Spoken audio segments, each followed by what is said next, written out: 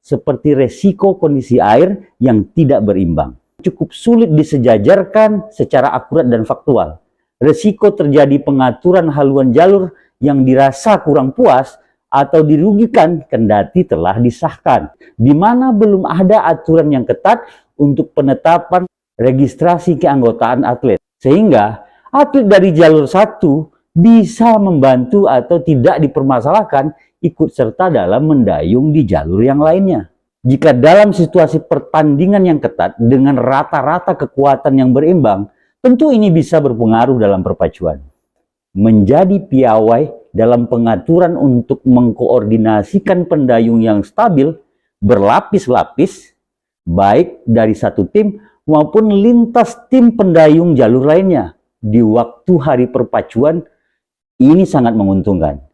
Ini bisa menjadi peluang dan tantangan tersendiri bagi pengurus jalur untuk merubah prediksi hasil akhir finish perpacuannya. Bukankah beragam cabang olahraga yang ada hari ini juga tumbuh dari budaya peradaban yang beradaptasi dan bertahan melewati kebutuhan zaman?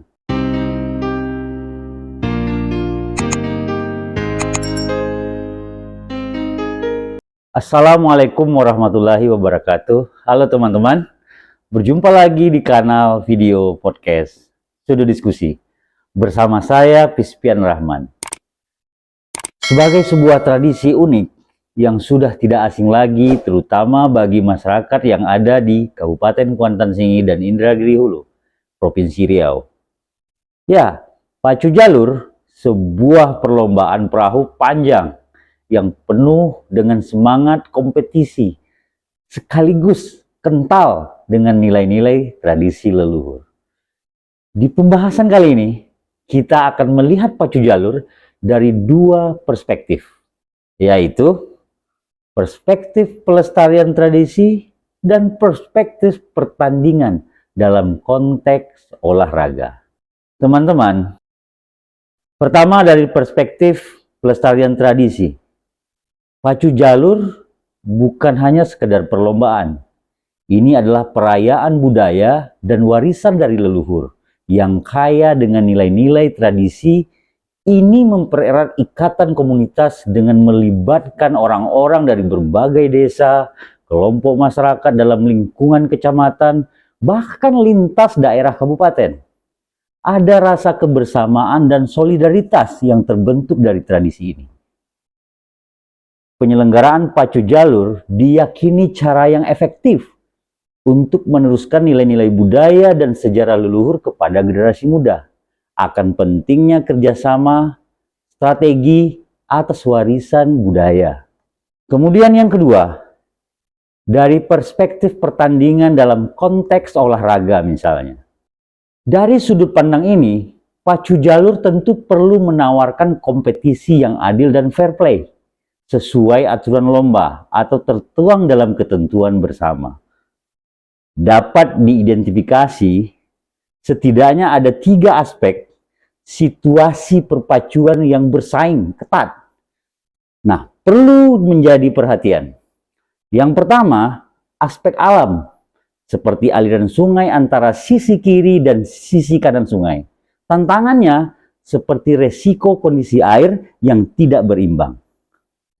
Kemudian yang kedua, aspek melepas jalur atau star yang cukup sulit disejajarkan secara akurat dan faktual. Resiko terjadi pengaturan haluan jalur yang dirasa kurang puas atau dirugikan kendati telah disahkan. Yang ketiga, aspek registrasi atlet, di mana belum ada aturan yang ketat untuk penetapan registrasi keanggotaan atlet. Sehingga atlet dari jalur 1 bisa membantu atau tidak dipermasalahkan ikut serta dalam mendayung di jalur yang lainnya, termasuk jumlah isian atlet per jalur yang tidak ditetapkan jumlahnya. Mengingat ukuran bentuk atau ukuran kayu yang memang berbeda-beda. Namun, jika dalam situasi pertandingan yang ketat dengan rata-rata kekuatan yang berimbang, tentu ini bisa berpengaruh dalam perpacuan. Dengan demikian, menjadi piawai dalam pengaturan untuk mengkoordinasikan pendayung yang stabil berlapis-lapis, baik dari satu tim maupun lintas tim pendayung jalur lainnya di waktu hari perpacuan. Ini sangat menguntungkan. Ini bisa menjadi peluang dan tantangan tersendiri bagi pengurus jalur untuk merubah prediksi hasil akhir finish perpacuan. Dan jika tim sudah memperhatikan aspek-aspek ini, berarti telah ada kesadaran besar bahwa mutlaknya kekuatan fisik atlet inti dan keterampilan mendayung demi pencapaian posisi puncak kompetisi. Sebagaimana layaknya standar kemampuan fisik bagi seorang atlet olahraga. Dari sisi tradisional, mungkin kepentingan sebagai pemersatu pendayung lintas jalur komunitas, desa, kecamatan, bahkan kabupaten bisa dimaknai sebagai bentuk perwujudan pelestarian nilai-nilai budaya.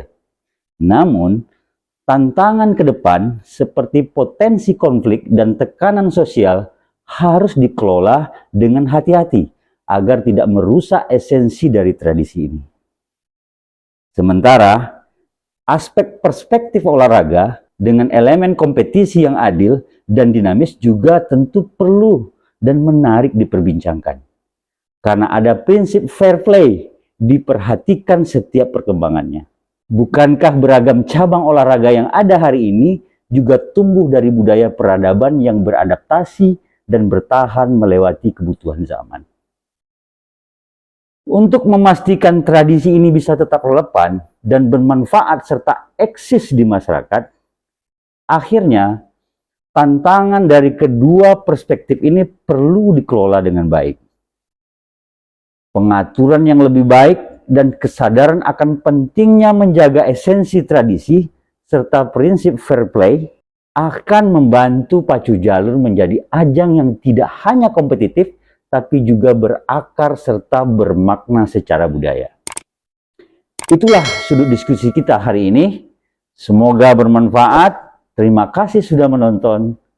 Salam sudut diskusi.